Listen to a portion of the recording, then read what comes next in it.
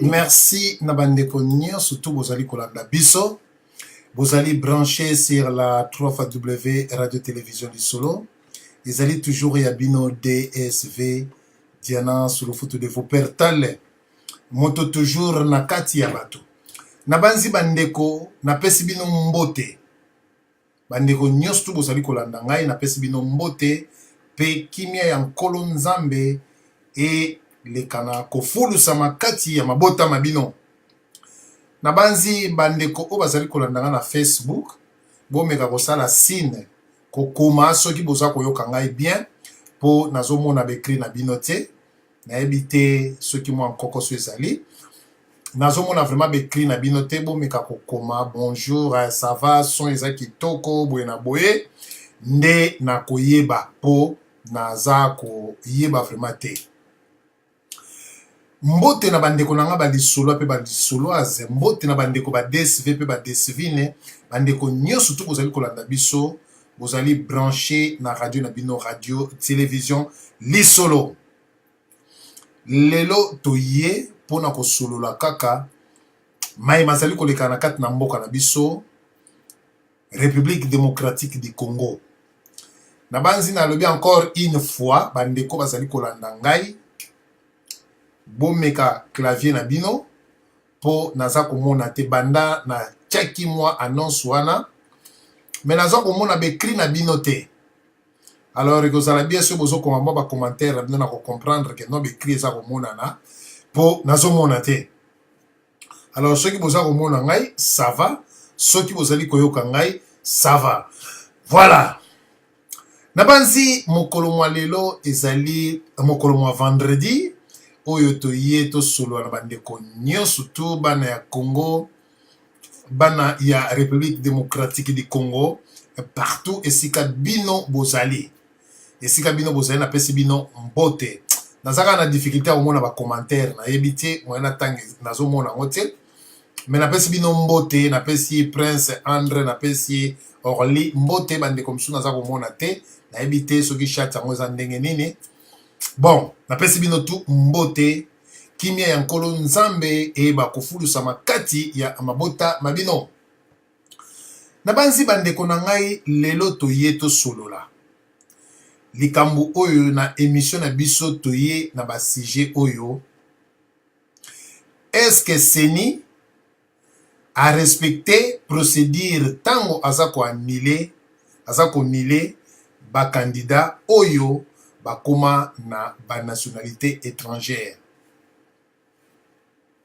Est-ce que Seni ezako respecté procédure? Est-ce que Seni mutu eko annulé ba candidat to bato bazali ko pesa ba candidature na bango na Seni baza na double élection? Est-ce que zali likambu ya Seni azako respecté vraiment ba norme? Seni mutu ko yokoloba ke yoza na double nationalité et que candidature na yo ko likanate ou bien eloko mosusu Seni aza na droit to aza na droit te. Totali est-ce que toza ko tendre vers deuxième sujet na biso? Est-ce que tozali ko tendre vers invalidation ya ba candidat oyo ba trahir Joseph Kabila? Tomoni ba candidat belé ba trahir, soit na éviter ceux qui ba trahir Joseph Kabila. Est-ce que toza ko tendre vers invalidation na bango bato ba trahir Joseph Kabila? Est-ce que Joseph Kabila a ko valider bango ou bien a ko invalider bango? Banani o ba trahir Joseph Kabila po a invalider bango? Alors bandeko na ngai banquette na troisième sujet na biso bandeko, banquette ezali ko salama. Banquette ezali ko salama lelo balobi ke Félix Tshisekedi diplôme na ye ezali coincé. Aza soit na faux diplôme, a travaillé jamais esika ya lobby selo banquette na bango. Motuna nazali ko tuna bino bandeko na ngai ba congolais pe ba congolaise. Ya Félix Tshisekedi bazali ko kende ko luka partout. Baye basalaki esika nini, est-ce que diplôme na ya tangaki wapi? Motuna ezali est-ce que ya Zoé na ya Jeannette Kabila Seni koyoko yebisa biso tango bango bazoko koma ba député Jeannette Kabila tangaki wapi n'école nini pe Zoé Kabila tangaki n'école nini? Ya bandeko na biso ba congolais bazo landela yango. Me boye bisanga ipe ya Félix Tshisekedi balobi oyoyo. Oyo bolanda ngai bien ya Félix Tshisekedi oyo. Balobi ye Félix Tshisekedi na diplôme nae n'a jamais dirigé esika obalobi l'ICC, ce qui l'ICC avant 2000, année 2000. Bon, na ebité, yaba Félix Tshisekedi bazo zwango mbala moko. Na ebité soke ezali baje ya ala baje Kabili ou bien ezali réalité. Eloko nini balingi na diplôme oyo ya Félix Tshisekedi. Ezali moyen oyo bazali ko kaseye balingi ba candidat na bango batikala ou bien ezali moyen oyo manœuvre ya gouvernement. Bande ko na ngai congolais to fungola miso. Troisième sujet na biso esika otozo kende. Est-ce que Seni asalaki enquête? Seni asalaki enquête pona koyeba ke diplôme ya Zoé Kabila to ya Jeannette Kabila ezali vrai? Batangaki wapi? Na mboka nini oyo Zoé azwa diplôme, azwa licence, Jeannette azwa na mboka nini, na pays nini? Mais ba validaki bango.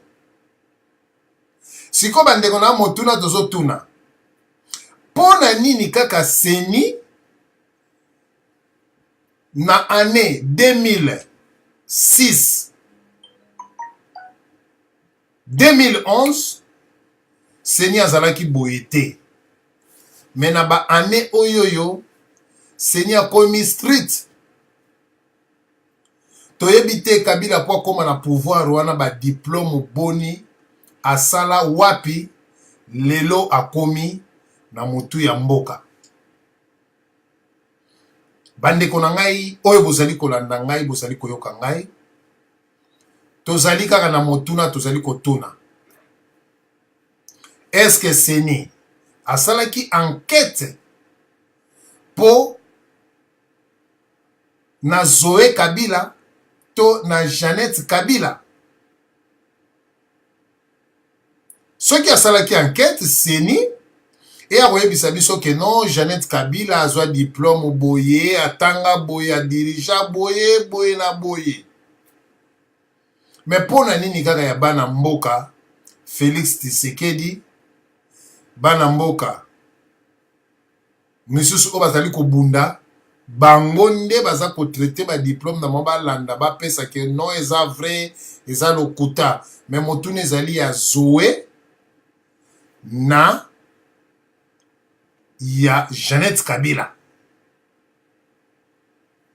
Enquête Seni esali wapi? Seni eya kopesa biso ba résultat sur ba diplôme ya Jeannette Kabila na ya Zoé Kabila. Wana soki ba kopesa biso ba enquête, basali ba enquête et que bazui ba résultat, ba ya kopesa biso ke non Félix Tshisekedi tala ba diplôme ya Zoé, ya Jeannette Kabila, ezali boye, boye, boye, boye. Alors, likambu o tozali kolobake, il y a double nationalité. Est-ce que Seni ezana droit ya kokata mbela moto azana double nationalité a koki kopesa candidature tezali musala ya Seni? Soki ezali musala ya Seni, pandeko bokoyebisanga ke ezali musala ya Seni. Mais soki ezali musala ya Seni te, mais pourquoi Seni aza kozwa ba disposition nyonso tu et que musala ezali ya yete? Diplôme ya Zoé na Jeannette tomona yango te. Motuna tozali kotuna. Motuna na biso tozotuna. Est-ce que motuna bandeko pona copier ba mituna deux fois donc ezopesa nakomi deux fois ba mituna donc nakomi yango deux fois numéro 2 deux fois bo excuse ngai parce que bo nakomaki vraiment moi retard na bandaki kosala moi mbangu donc nakomi moi mobulu bon.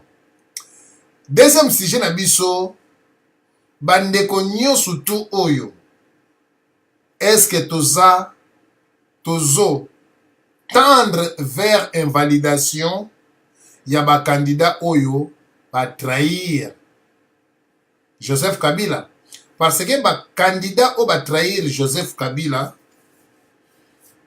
est-ce que toza ko s'attendre na invalidation na bango? Neti nani a trahir Joseph Kabila ba invalider. O trahir Joseph Kabila ba invalider. Congolais nini oyo a travaillé na Kabila ba invalider. Alors, mituna ezalaka ya biso ba eyano ezalaka ya bino. Tozali ko s'attendre vers invalidation ya ba candidat oyo ba trahir Kabila. Est-ce que c'est ni? Basalaki pe enquête na Jeannette Kabila po bayeba azwa diplôme wapi? To Zoé bayeba bazwa diplôme wapi? Pona nini diplôme ya Félix Tshisekedi eza problème na miso ya batu ya majorité ou bien batu ya seni? Bandeko na ngai macho eza mobulu. Est-ce que l'élection est au salama? Je ne pense pas que l'élection est au salama te. Pour ceux qui va écarter Félix Tshisekedi, va écarter Jean-Pierre Mbemba, va écarter Moïse Katumbi, Bolimbisi, Teretikali pepele à pepele. Oebi batbaza ko déranger majorité. Félix Tshisekedi, Jean-Pierre Mbemba, Moïse Katumbi. Bato bazali ko bangisa vraiment bayebi ke non. Bato baza ko bangisa biso. Po bato wana soki bazali, soki basangani, Félix Tshisekedi, Moïse Katumbi, kamera okota na kati. Soki kamere basangani na Félix Tshisekedi, kamera okota na kati. Soki Moïse Katumbi basangani na Mbemba, kamera okota na kati. Do tokomi ne loko moko oyo lele komi ko bangisa. Bazo sala mwa makambo moko boye ba écarter Félix Tshisekedi, ba écarter Jean-Pierre Mbemba, ba écarter Moïse Katumbi, Muzitu kutu deja, Kizengi deja. Soki ba écarter batuana. Bola kisanga bandeko na ngai, batuana ba écarter bango. Sikoyo, terrain kotika la vide. Nani akoki ko battre Vital Kamerhe soki Félix Tshisekedi azate, Mbemba azate, Moïse Katumbi azate, Muzitu azalite. Cela veut dire botiki poids lourd moko na terrain. Na yebite soki Fayulu a battre ye, ou bien soki Fayulu a battre ye bakosangana na Freddy Matungulu. Na yebite soki côté INC soki bakosangana na MP bakosangana ba parti misusu ya mike po pesa pourcentage to yebite. Soki pe élection kosalama to yebite. Bandeko nanga tozana tamoko époque moko oyo bandeko nanga bondima ke tozo souffrir. Tozo souffrir l'époque oyo biso tozana yango.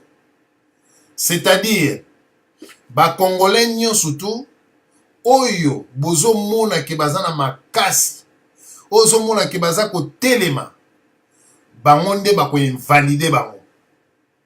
Soki bainvalide bango okoka kaka oh non diplôme ndenge babandi na Félix Tshisekedi. Diplôme na yo eza coincé na nini. Cela veut dire balobi que non faux diplôme. Bakoki koloba faux diplôme, bakoki koloba il n'a jamais travaillé et place wana. Donc makambo nyonso tu ya Félix Tshisekedi ekomi nini, ekomi mwa bitumba. Pona nini majorité baza kobanga Félix Tshisekedi, baza kobanga Jean-Pierre Mbemba, bazali kobanga Moïse Katumbi. Alors soki bato wana balongwe bale kobeta makitoko, nani akoganye Vital Kamerhe, Fayulu, Fredy Matungulu, Gabriel Mokia, nani? Theoretically pepele ya swabala. Alors élection oyo machine a voté. Est-ce que bandeko oyo bakei na élection oyo bakanisi malamu ke ndenge baza kokei na élection bakanisi et que bakei bakoya koyebisa peuple nini toyebaki ou bien toyebaki te, bakosaki biso ou bien tomonaki ou bien tomonaki te. Lelo bato nyonso baza koloba élection soki esalami te, soki esalami eke tricage minduki eza te, bokobomisa bato pour rien. Soki mpe bolobi ke bokende transition sans Kabila, tomoni awa bandeko bakomi kotinda toyebi te. Tomoni ke gouvernement moko ezali deja kosalama oyo bandeko baza kotinda, mais biloko mususu nayebaka te soki ezalaka biloko mususu ezalaka soit bango moko bazotinda ba flash na bango mpona kopesa programme ya ba élection, bazopesa programme ya ba élection. Mais est-ce que programme ya ba élection o bazali kopesa ekosalama to ekosalama te? Côté na bango baza kobongisa, côté ya opposition baza komema opposition na difficulté. Bolandi Monsieur Lambert Mende alobi nini makambo Congo etali kaka bango, baza na droit ya mutu te ou bien communauté internationale. D'où baza sire soki bato bazali koloba bongo bazali sire ndenge Kabila alobaki ke na koloba na bino au revoir te mais à bientôt, ou bien moi assurance moko ezali. Tozomona ke gouvernement ya transition, tozomona ke bakomi deja kotinda moi ba feedback na bango gouvernement ya transition. Kabila kozala président, Jean-Pierre Mbemba ozala vice-président, Félix Tshisekedi ozala deuxième vice-président, Vital Kamerhe troisième vice-président. Batie lisusu nani lisusu tozotala nayebi te. En tout cas nayebisi bino oyoyo nayebi te soki ezali ya solo, nalobi nayebi te et puis na confirme yango te. Ezali koya mingi na ba réseaux sociaux ndenge bapesi supposons ndeko oyo atindeli ngai abi programme ya ba élection ndenge kobanda le 21 novembre 2018, début de la campagne électorale. Donc à partir du 21 novembre début ya campagne électorale nde ekobanda. Est-ce que ezali vrai to ezali faux? Nayebi te. Vrai to faux? Nayebi te. Le 20 décembre ezali fin ya campagne. Est-ce que ezali ya solo to ya lokuta? Toyebi te. Ekosalama to ekosalama te, toyebi te. Wana ezali baza kopesa. le 23 ezali élection couple présidentiel, législatif et provincial. Ego salama toyebi te makambo nyonso tu ya Congo ekomi kaka flou na flou. Na banzi mpona leka kopesa bandeko maloba na banaye kozela bandeko ba rejoindre nga oyo balingi babengi ba numéro ya telefone ezali soki na komi en tout cas na benga ndeko na ngai texte na texte na zumwa mbrouille na solo bandeko ebele babengaka ngai na tango tamsu nazokanisa na koma eloko moko mona bandeko babengi ebele bambrouille ngai bo comprendre sujet ndenge na komi yango rapide mpe na kobwaka na komi mpe retard donc na bandeko bazali kobenga alfo yoka alfo solola bo comprendre nga sujet moi berere ezali mais bo comprendre nga na sujet na bwaki tamsu ba sujet des fois nazo comprendre te nazaki embrouillé. Na premier sujet na lobby nini? Na lobby est-ce que Seni a respecté procédure tango aza konile ba candidat oyo bakoma na double nationalité, c'est-à-dire nationalité étrangère. Est-ce que Seni aza ko respecter ba procédure wana ezali musala ya Seni toyebi te. Deuxième sujet na biso to lobby ke est-ce que toza ko s'attendre vers invalidation ya ba candidat oyo ba trahir Joseph Kabila? Toza ko s'attendre na invalidation ba nani toza ko s'attendre na bango bato ba trahir Joseph Kabila? Bwana totuni mutuna. Troisième mutuna na biso totuni est-ce que Seni esalaki enquête pona Zoweto Jeannette Kabila na ba diplôme na bango bakoma ba députant Seni esalaki enquête epesa biso ba résultat batangaki wapi basala wapi po lelo bakoma ba députant na kati ya mboka na biso. Mais likambu oyo ya Félix Tshisekedi bazakolo faux diplôme bona boya travail boye tout ça tondisi na muto ba congolais po ba invalider ye. Voilà esika oyo na monaki na kokaki koloba na kokende pa ya bandeko na ngai o bozali kolanda ngai na pesi maloba epa ya ndeko lokole nde na kozonga epa ya ndeko na ngai texte na landa ye na bonkutu et puis bandeko na ngai o bozali kobenga bokotela biso na nzela ya singa pour que makanisi na bino ezali malamu mingi po na kopesa na kati na radio lisolo. Ndeko lokole ta pesi maloba matodo des mbote na yo mbote na mama la biso DCP na bana na ebanso ya basi pe ya mibali losako quel sujet misato et liboso tuni est-ce que c'est dans la compétence à valider Batou ou pas? Oui, c'est dans la compétence à valider Batou ou pas. Il y a double nationalité. C'est la malam. Ok. C'est à la compétence à quoi interpréter la loi T. Qu'est-ce que tu as dit? Alors, la Likamba nationalité, qu'est-ce qu'on demande à la CENI na phase où la Likamba c'est quoi? Il y a des conditions bâties pour montoise à la candidat na présidence de la République.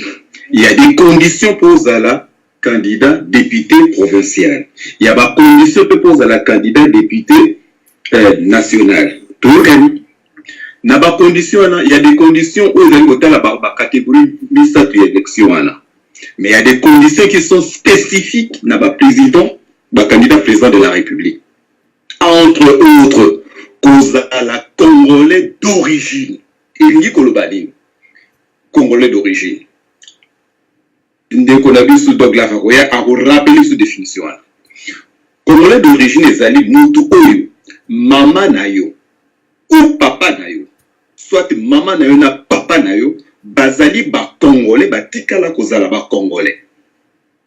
yo pe obotami okamati obotami na nationalité ya parents na yo, soit un des parents, soit maman, soit papa, ou encore leur Congo qui indépendance ba ethnie ba tribu ou ezalaki na kati ya ba frontière ya Congo belge na lero na ceux qui ozali une des personnes il y a tribu wana forcément papa n'a pas allé attribuer non bien maman n'a allé attribuer non c'est la même chose en fait yo botami d'une de ces tribus ozali congolais d'origine maintenant yo zalaka na yo soki tchadien olula tellement Congo fort pourquoi pas basouler Mobutu ba Lumumba binonga na sengi na koma congolais wana ozali congolais d'acquisition congolais ya ndenge wana akoki kozala député national akoza député provincial n'akoki jamais prétendre kozala député le président de la république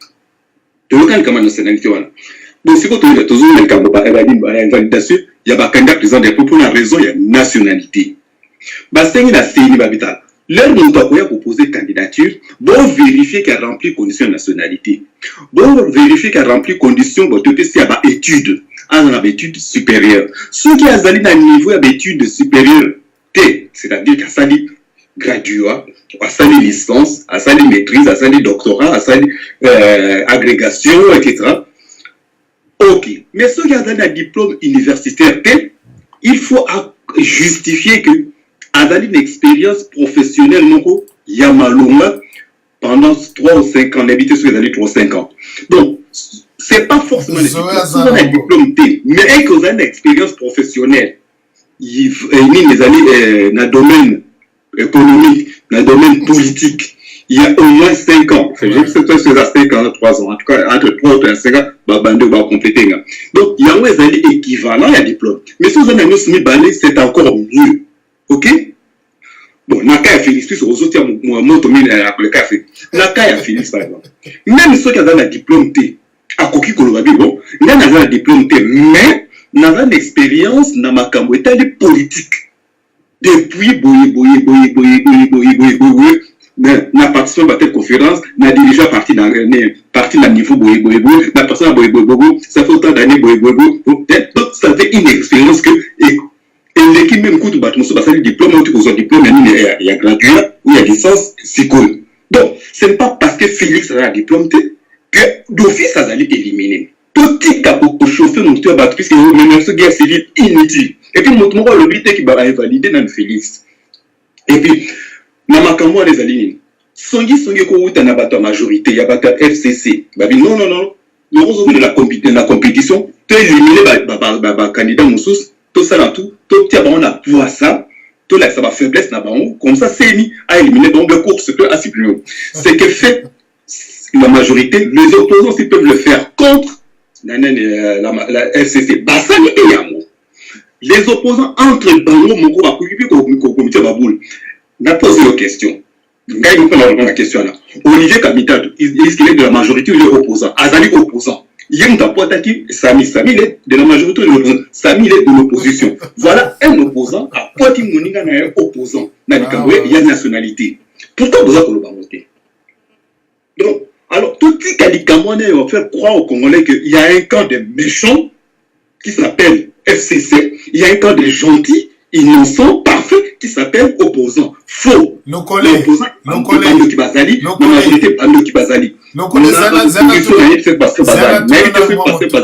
C'est là lokole. Omoni babiloko union surtout otozo ke natuni kaka. Natuni bazali ko traiter ba seni eza na droit natuna liboso seni eza na droit. Oui, ko traiter ba. OK, tokei. Bon, natuni. Bon, est-ce na ba dossier na tangi oyo moto tel akokisi ba condition te. Ngai moi d'accepter ba bonne papa pour moto azala admettons par exemple Bolinga Bill Clinton mingi. Azali parler du compétent. Soit Bill Clinton a placé le opposé candidature. Est-ce que c'est une fois du maro?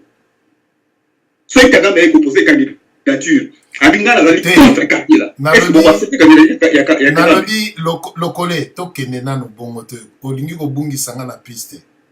Na piste tobi olingo bungi sanga yo na ebi yo olingo bungi sanga na piste.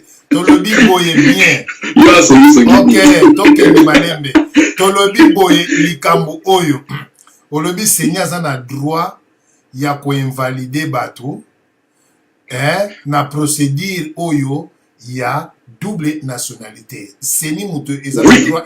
Ok, toke malembe. Alors, pour la nini, tozo kende nanwa, est-ce que Seni wana o ezalaka na droit?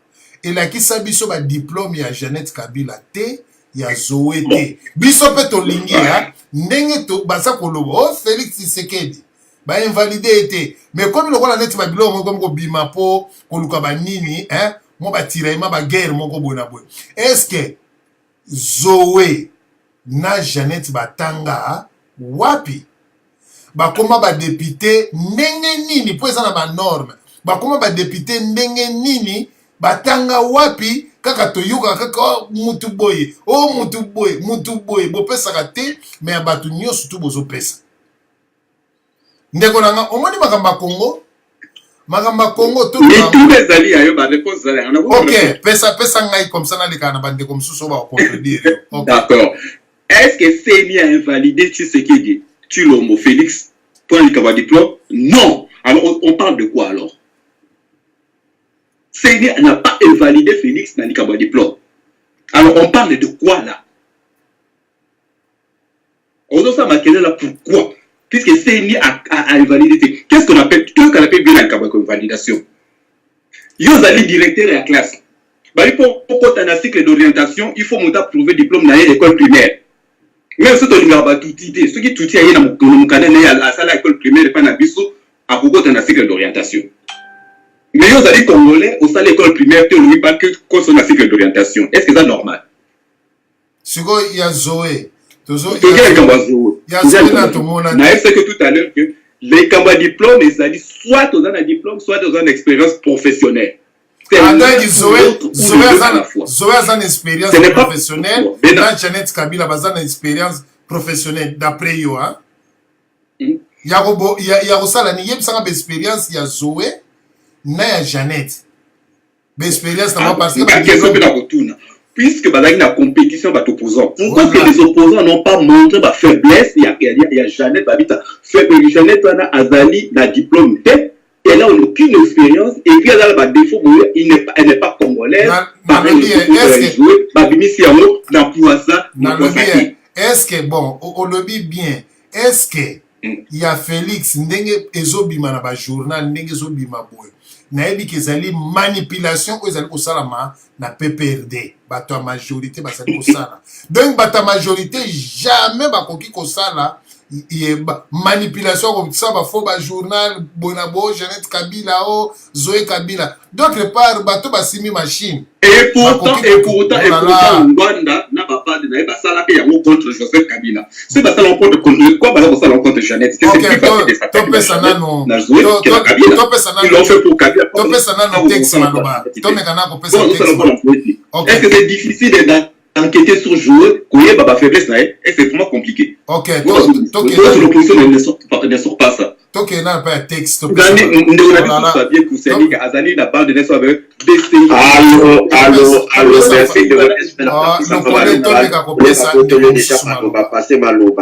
merci de modeste na opesa maluba. Omoni so mo pese sujet batubara kwa mbria te bon. Alobio manda a manipuler pour nga zo attaquer directement.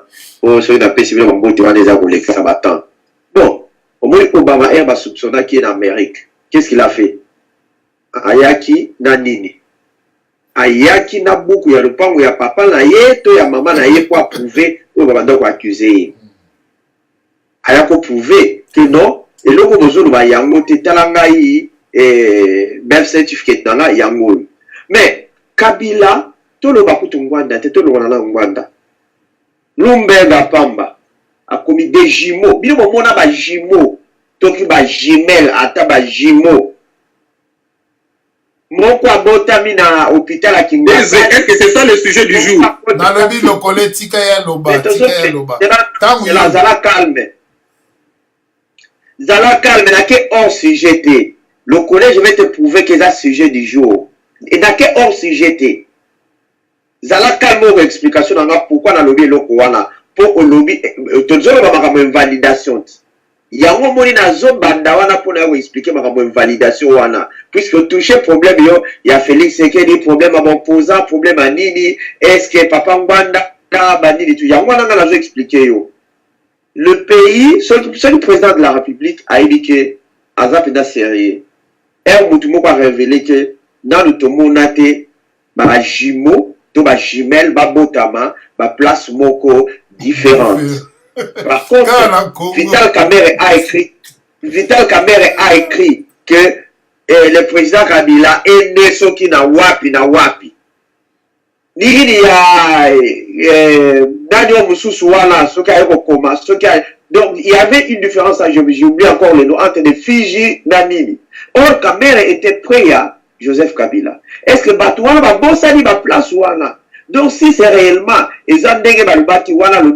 c'est moi qui détiens la vérité, c'est moi qui détiens la vérité, c'est que Janet Kabila a Botamaki, na Mboga na zone Basoki Wapi, et Kabila, maman a eu avion, donc Mirage, donc il y a 500 km par heure à Kebotamoussou. C'est là qu'il y a déjà fraude dans Moutou Mboka. Quand on parle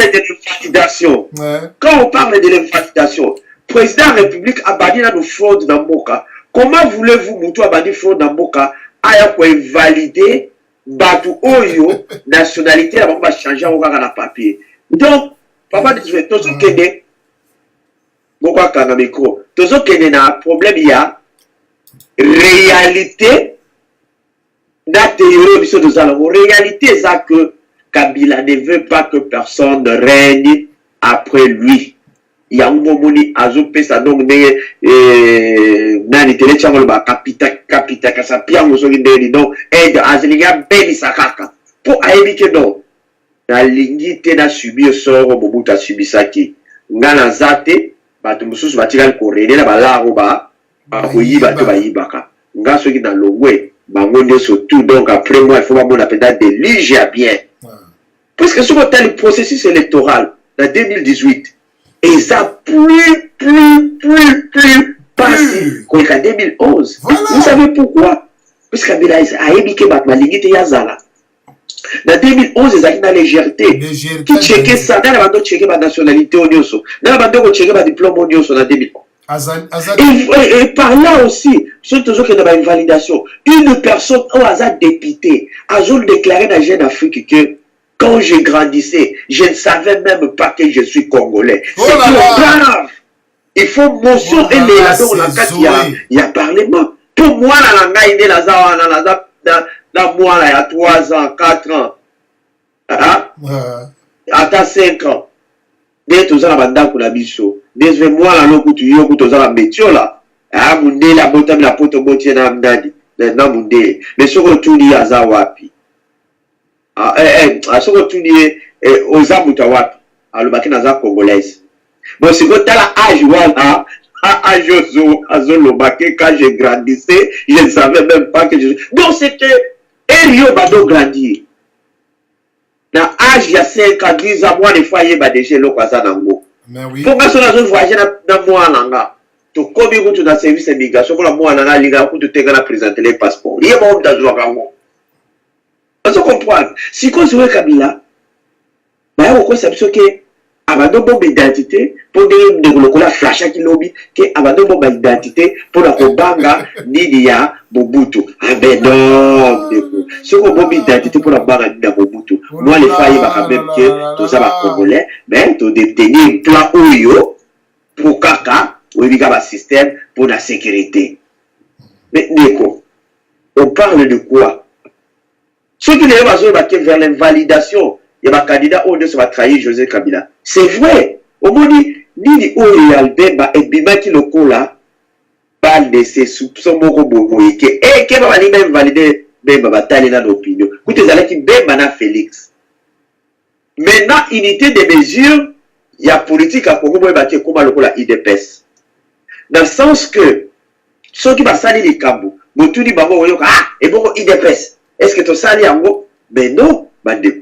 Même Bazaïba, Batou Nakaye, yon dégeni no bengi si Shadari, na réunion na yo. Oui, mais réponse après ça qui, oh papa Tshisekedi, abegi sakape, kamere seri mokobo.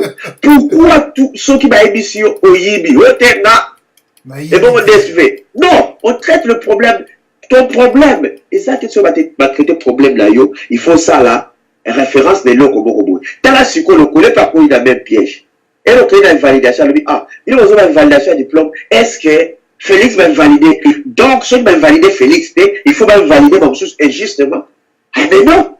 Est-ce que, Moutouloko a Zachary, dans 2011, il va valider, il va valider Zachary, à ça la taille, il a poto, il va ça la, mission de Wana, où il va donner la chose na télé, ceux qui na télé Congo, na poto, ceux qui poto ville, il va donner la ceux qui na vétinaire. Mais il va quitter na temps, on a ça là qui, à quoi qu'on a nationalité, Moussoussou. Mais vous checkez à côté, vous checkez en 2018. Pourquoi? Tout ce Kabila sait que, Ngaï n'a corrédité, je ne suis pas là. Alors après moi, Moutoumoko a corrédité. Peu importe où Moko Loba. Réalité, Eza Yangowana. Na Congo, on ne peut pas même lire la loi. Oh, loi et lobby, loi et lobby, c'est de la fouteuse. Kabila, ça m'a camé. Pour, moi, c'est des influences sur les cagas, c'est ma camba plombé. Et qui est d'awapi. N'a jamais Kabila. Moi, il est Souka. Et Souka wapi. Papa ne peut pas parler de ça puisque Moutou on doit valider Batouana puisque va trahir. Ce qui même musique a tombé. Même Bazakari Bababas voilà. Oui Bazakari Bababas c'est ce que le baki a zana kabila. Ben il va valider était. Oui Bazakari Bababas oui. Hein? Depuis alobara bakabara tout valider. Et puis nani oh le sous nani ba Muzito. Depuis la donc toucher ingérence mais valider donc toute personne n'est commis sujet d'ailleurs que vers l'invalidation de toute personne qui a trahi Kabila, hein, et Zali à Solo, balle de Sabemba. Toujours qui est des cas dans le silité. Référence dans Tabo Mamba, à l'Obarani. Papa des faisans à Mokambo, tout ça, dans des ordres. Il y a une liste au Ebima. Après, comme liste, on va dire, bêta, on va solder, tout analysant que, bah, comment il va être touchable, le côté kuna, bah, directement, bah, on va aller liste wana.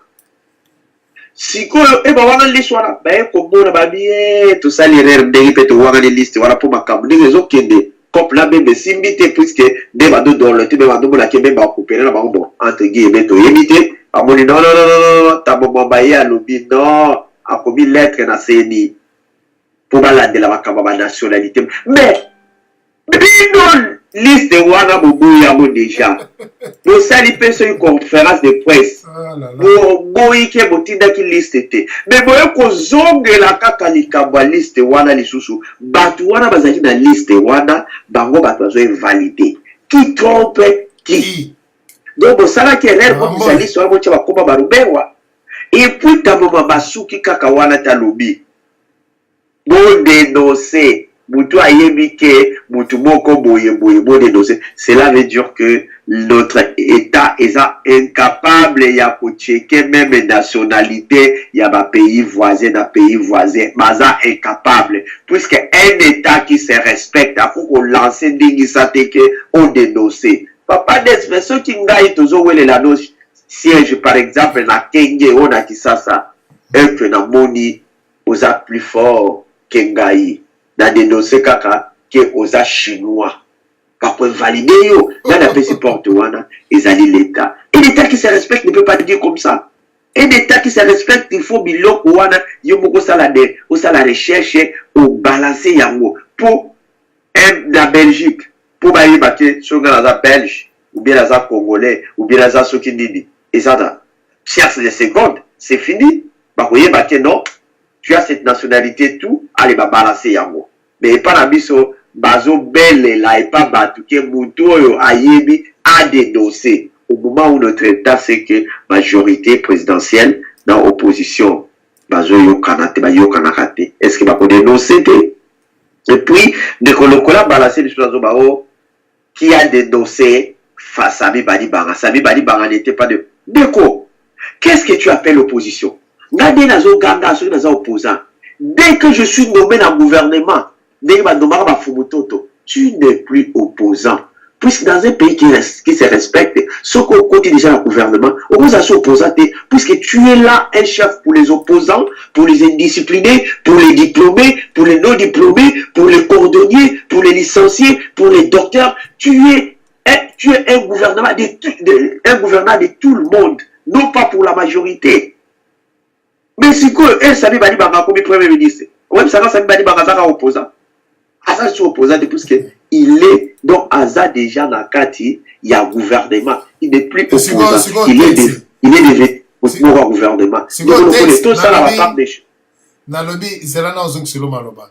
Sami Badi Banga akomaki azalaki liboso opposant tango akoti akomaki muta gouvernement. Mais tango abimi azane peka opposant za muta gouvernement po ba s'en charger na ye. Si quoi motuna na otuna congolais soki ezali intérêt na ye asepelaka. Mais lelo ba s'en charger na ye ekomi examen à ADN. Mais tango ba nomaki premier ministre soki aza vrai congolais fallait alobaki non moto aza konomenga premier ministre il faut examen ya ADN na ye alakisa. Pourquoi congolais asalaka soki ekomi na tour na ye lokwa neti ba invalide ye ekomi examen ADN. Mais tant que nomaki premier ministre, osana maloba texte nazong selo maloba. Bon, pas très bien. On le vit dans la solo. Mais au moment et mutumo kamiko, toujours kenena. Au moment de l'okolobi, je vais encore aller plus loin. Vous savez ce que Ngoï Mulunda a dit que Kabila a été nommé, il n'a pas gagné. Ngoï Mulunda, président, il y a Seni. Donc Aza Lokola au même pied d'égalité que Nanga.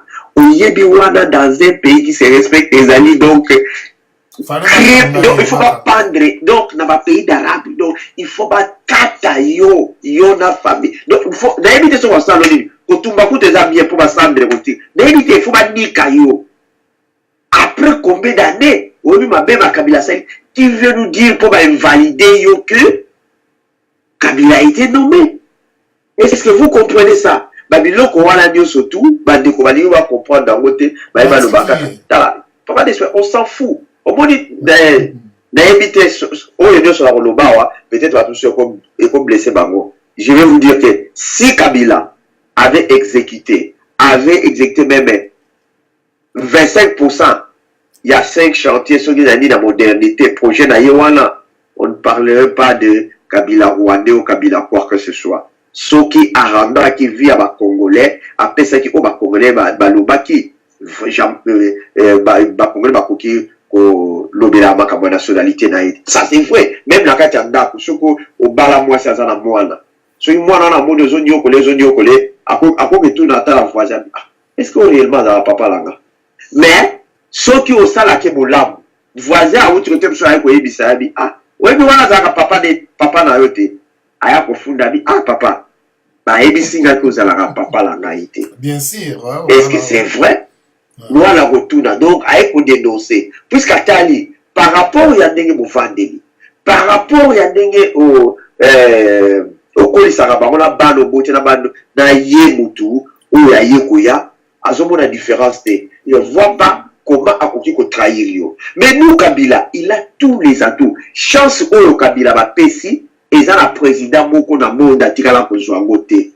Incroyable mais vrai. Dans aucun pays dans le monde, le président a changé constitution T, à quel référendum T, a organisé l'élection T, a ça le coup d'état bindou qui était mais à gouverner. Dans quel pays? Donc la logique des choses n'est tout ça bouillé. La RDC c'est un pays sans président. RDC c'est un président puisque Kabila mandat de Sila organiser l'élection T, à ça il peut référendum T, à ça il peut dignité donc avant de caractère avant de silence.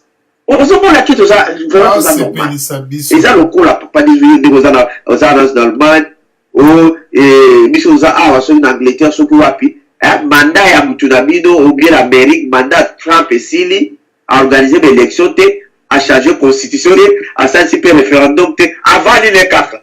Mais il est la signature de tout. Mais ça c'est illégal jamais d'un côté, mon côté dans le monde. Sauf au Congo. C'est plus que la RDC. Après, il n'y a pas besoin pour parler les validations, de quoi. Même les validations sont totales. Au vrai sens des mots. Et ça, illégal.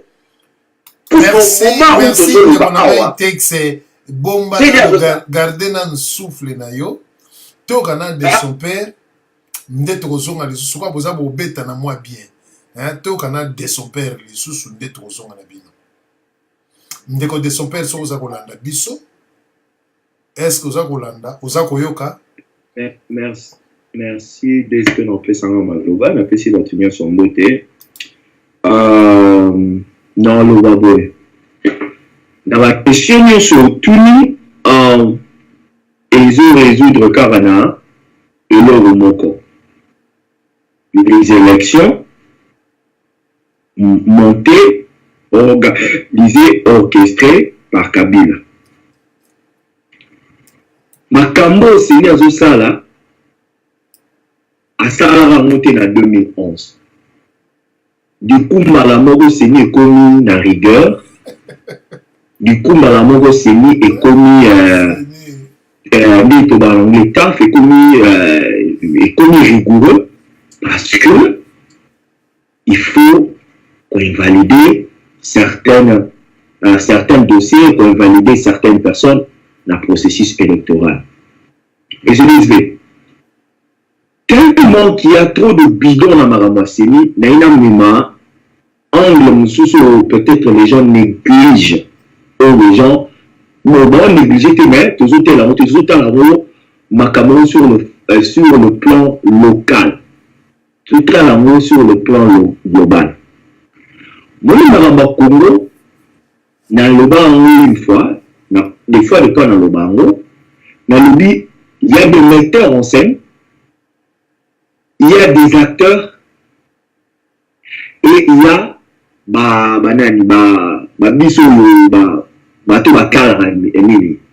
film. Moto salara, metteur en scène, créer une histoire, créer un scénario, créer un sujet, il y a film, où il y a théâtre, il y a film, où il y a film, et il y a film d'action, il y a film d'horreur, il y a film d'amour, il y a film historique. Créer, produit na quelle qualité il y a audience. Ce que tu as créer film, acteur remplir conditions que film est à la malade. Toujours vivre si en grand c'est dans un film dans le sens péjoratif. Pour rappeler cet exemple, parce que toujours dans ma Ramassini, on a plus d'exemples. Invalidation, est-ce que ma question est sur le tournoi. Il y a 7 semaines, début à semaine, je crois que c'était un mardi ou un lundi. Si je me rappelle pas, lundi ou mardi. Conseil de sécurité. Ça on a dit Naomi. Nous sur conseil de sécurité Naomi. Parce que nous avons en réponse à ma gourmet, il a eu dans l'interview, comment on appelle ça? Un journaliste, tais-toi, il faut du respect au président.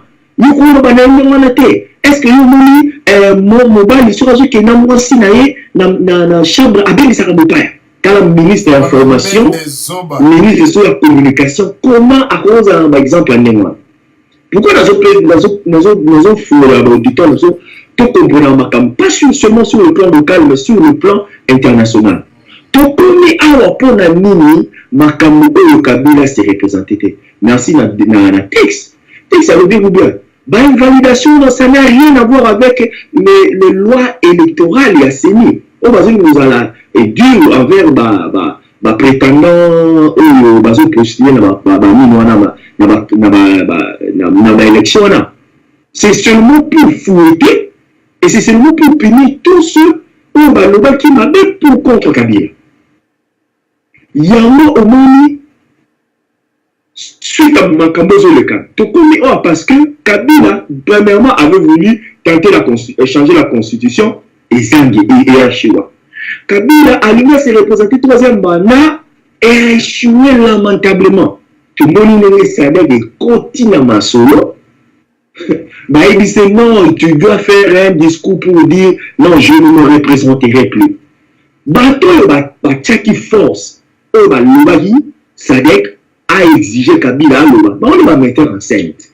On a bête en beauté. Tout le monde qui t'a demandé va mettre enceinte. On va comme ça, on va tirer gauche et droite de la ficelle.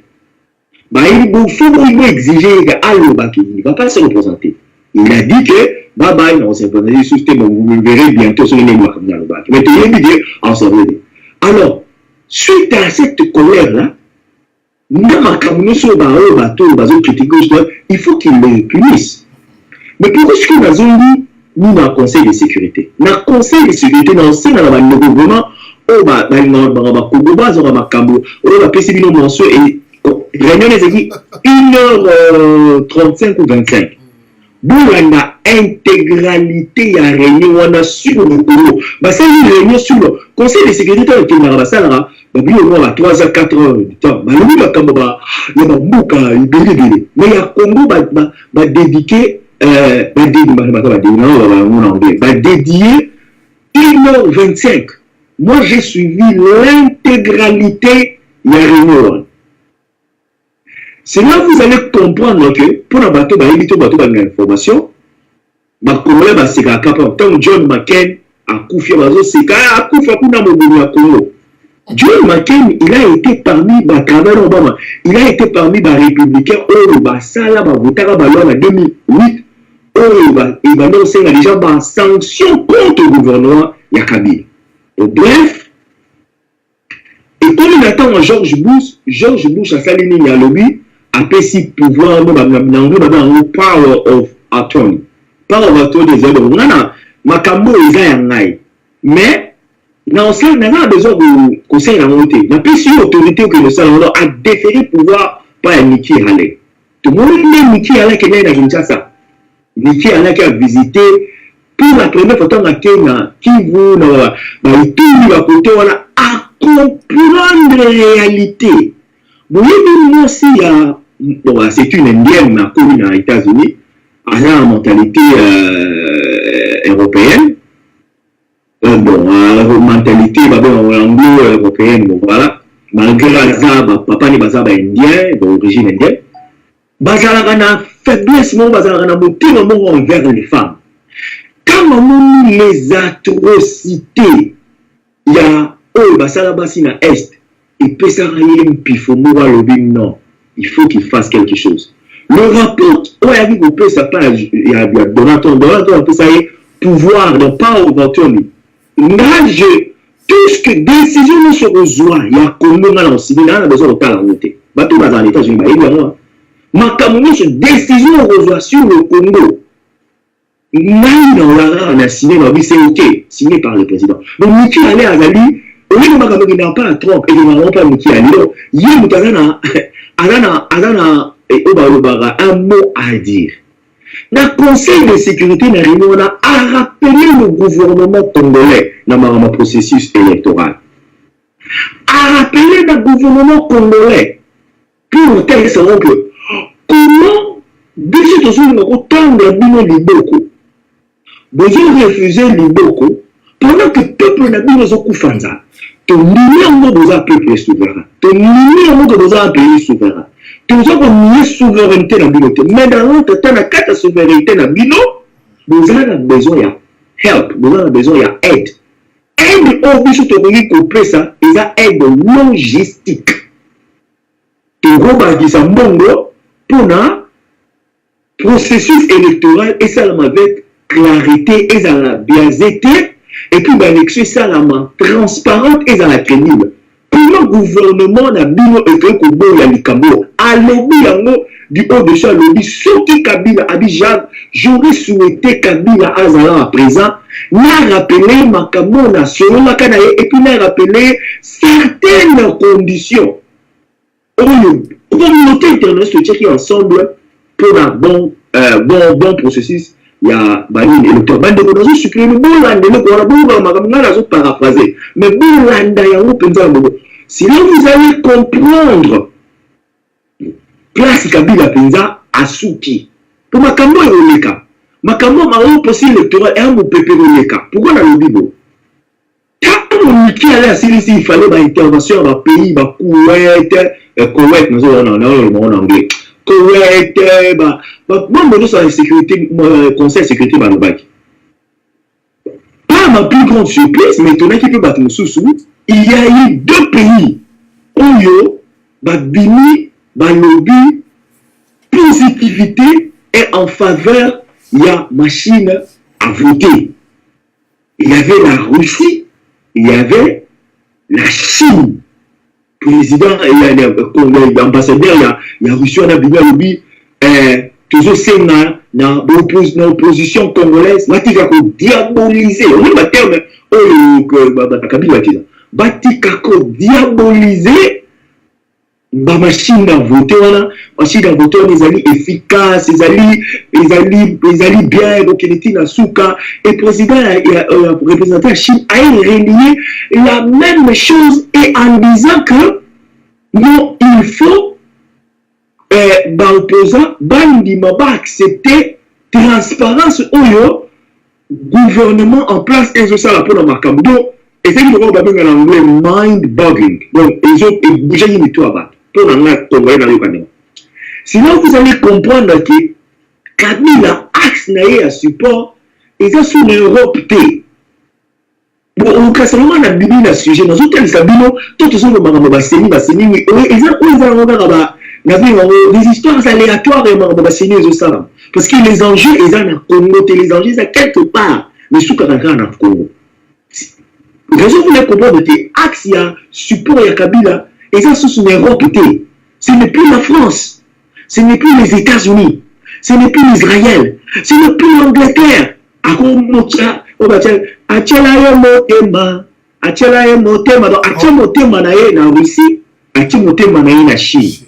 Parce que après si bango déjà, après déjà bango on est dans la grande ville, forêt, maille, bon zoanabino, mais moi supporter ma carte. Mais oh, petit normalement ça en Belgique à l'Obar et les oies tout temps pour pas comprendre. Petit normalement tu de Quito, azali MC na fait na loi. Et vous avez le comprendre d'accord. Alors nous expliquer ba pour pas comprendre d'accord. Souka, ce ne sera pas la Russie, ce ne sera pas la Chine. La décision en est pendant dans un axe pas le pouvoir les Anglo-Saxons, les Américains, bon qui sont dans SADC, au Mona Mama, remarquez Mikolo, ça donne au côté de ma processus électoral. La présidente de la paix, vous avez quelques semaines ou un mois.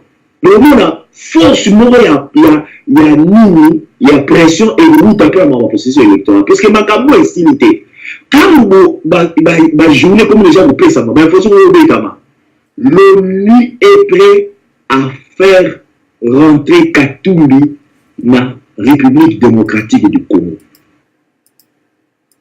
L'ONU est prêt à faire rentrer Katumbi dans la République démocratique du Congo. Question mark. Monsieur Desfé. Yango, c'est pas dans le texte à lobby. Quand vous avez la sur la blabla, comment on appelle ça, ou, mais c'est pas dans le texte à lobby que nous trouvons Zoé. Zoé qui dit que Aïba qui Congo, Aïba qui Gaza Congolais. Monsieur Desfé, moi j'ai 2 enfants. Il y a mon banana. Tu vois, il y a mon à Bruxelles. Bah, petit, malgré aux ouvres, il y a moins c'est à yoga. Qui top. Mais, avec la lina là, il y a mon balinda yoga, mais à yoga rébélé. Alors, à mini, il y a ma yoga quand même. Mais, tout le monde va faire ça, on s'en bat tout le bango, bah, il ne s'est jamais le bar américain. Bah, peut-être tout le monde va voir, toi, la Congolais. Mais, bah, moi, la communauté. Maintenant, on a connoté pour la première fois dans la vie, on a Liban Amérique, dans Bruxelles. Mais surtout, on a dit ça au Congolais. Mais comment ils ont papa m'explique que Congolais. Donc, on a découvert que les Congolais, quand on commis dans le Congo, on sait qu'il y a à boire.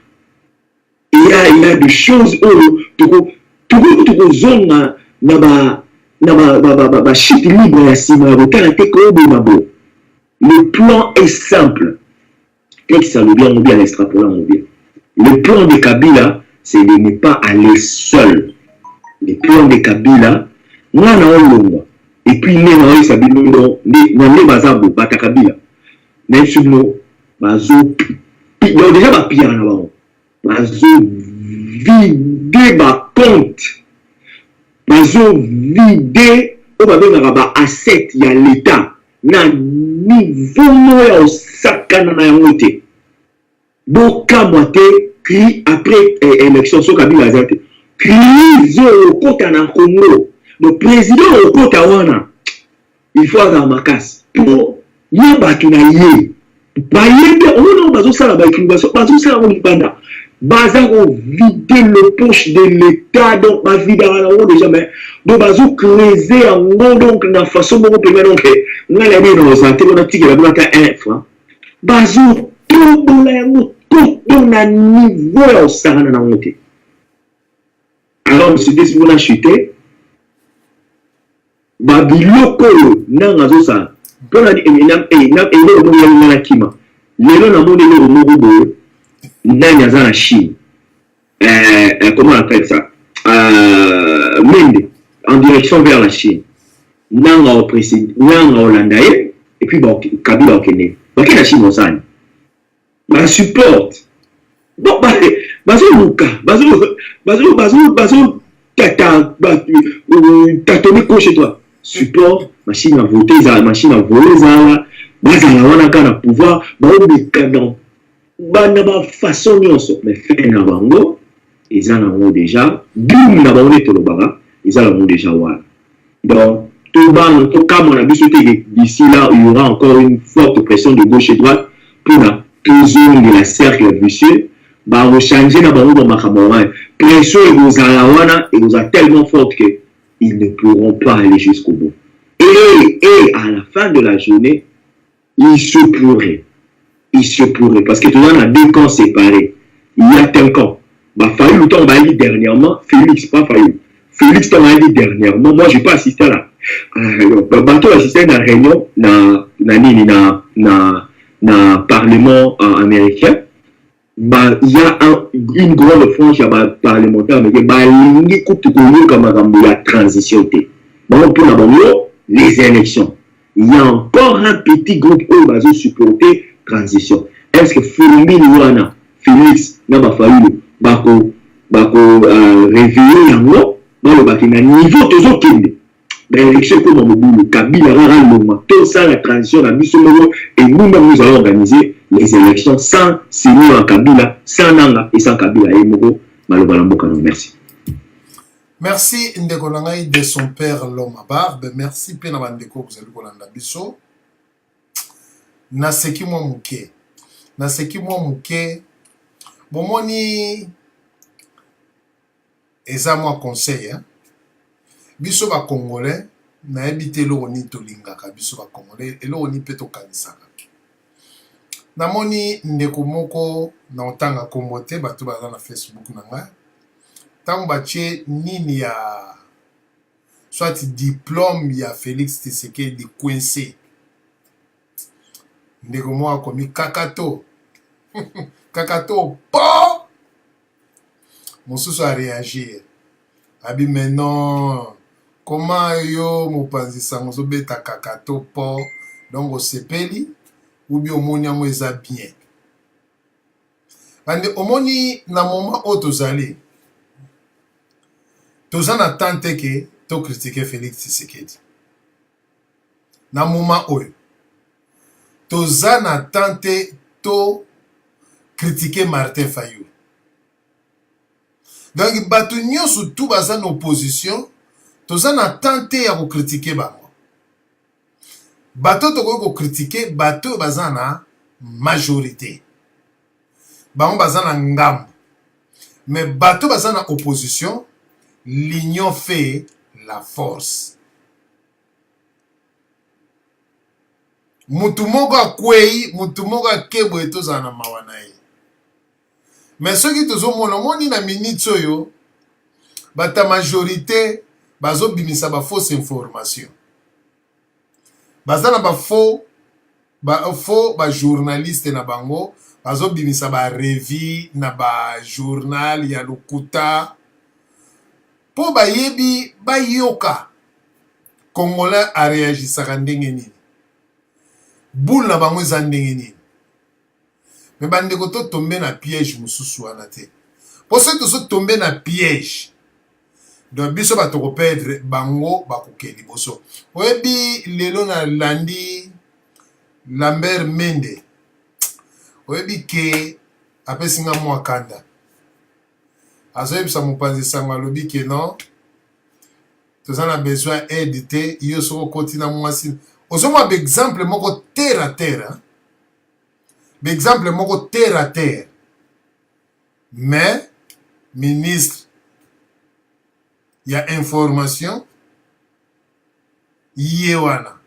ozana mwasi no na chambre ozana besoin ya aide te bwana est-ce que eza makambo ya mwasi ou bien ezali makambo ya Congo donc l'occidentaux les impérialistes bazana leçon ya kopesa gouvernement ya Kabila et puis bango ba kipe makambo na bango oyebi ke na landi nazo comprendre te arrogance oyo Lambert Mende azali na yango question nanga kaka arrogance oyo monsieur Lambert Mende akomi na yango mikolo azoganga boy balobaka soki mwana soso azoganga ou bien omoni mwana ya lion abimi yobi te mwana oyo maza mwana kosala ne eloko te mais ntango mosusu mwana lion wana bimi aza mokie azobundana kotambwa yobi oyo akosala ne eloko te me amoni bampakasa kuna banani akosala ne eloko te te tika nakende kozwa ye or ke mamane afandi wana azotala ndenge mwana azosakana ntango ozokende kozwa ye mama na ye akoya mbala moko adeshire yo eske Mende koloba oyo azoloba bazotinda ye aza na bato na nsima baza sire ke bakotikala Kabila kozala toujours na pouvoir na yebi te po akomi na arrogance moko teti moko tobakisi sunebe mpoli akomi na yango eske aza na motu moko pembeni ou bien baza sire na ba-américain bien ba-chinois oyo baza kosoutenir bango toyebi te bandeko na ngai nakei epai ya ndeko lokole napesi maloba nde na kozonga epai ya texte ndeko lokole soki ozali kolanda biso topesi yo maloba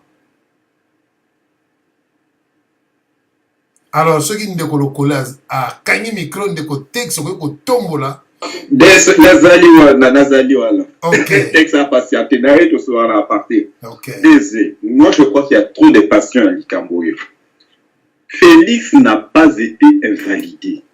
Mais non, il est possible que l'adversaire naïe au sein de l'opposition, comme dans la majorité, mais est-ce que parce que les jaloux de l'opposition ou de la majorité, une partie de la majorité, que forcément constitutionnel Rolanda Bango? Non, moi j'ai suivi quelques experts constitutionnels, même pas question de proposer na nina, n'avocat ya moka, même pas proposer na CENI. C'est une difficulté, il y a justifier nene. Et puis on a pu aussi en difficulté. Bon, Nathalie, on a sur la télé sur pour la conférence, mais les choses qu'on a dit, apparemment, on dirait que y a un quoi qui quelque part. Il faudrait que l'avocat Moka, ça a beaucoup d'efforts pour convaincre qu'on a preuve, il y a paiement la banque nationale. Donc, les choses ne sont pas politiquées à l'avance. Et puis, dans la majorité, il y a beaucoup de gens qui sont invalidés, qui n'ont pas trahi Kabila. Alors, je ne sais pas pourquoi on veut orienter Makambo de façon à chauffer le tour congolais pour qu'on rentre en guerre civile. Qui est gagnant si on rentre en guerre civile? Vous croyez que les autres, là, ce sont des femmes, puisque vous appelez des opposants, vous prenez des cocoles molotov, là-bas, les autres vont dire, oui, tout ça, tellement m'a démini, oui, vous crucifiez Bissot. Non, ça ne va pas se passer comme ça. Hein. Faites attention.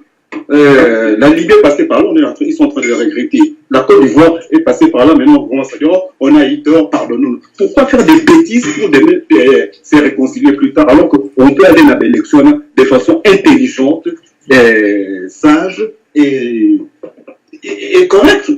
Bon, parce que je me suis souvenu de ces années qui sont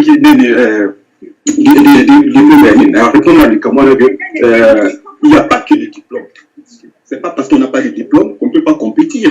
On peut avoir des expériences professionnelles, politiques, ou qui peuvent être utiles à la République et à son peuple. Donc, et ça, faux débat, les Camerounais n'ont pas de diplôme, pas de diplôme. D'autant plus que Félix Antoine va faire, nous devons invalidé. Il est possible à continuer la course na les Camerounais, est-ce que il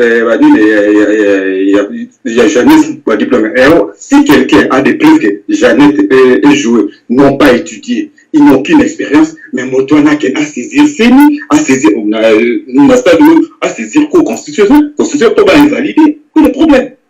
Où est le problème? Ndegolo Kole, Zelana non, Naebi, on va les années déjà acquis. Pourquoi ils représentent l'Obadi?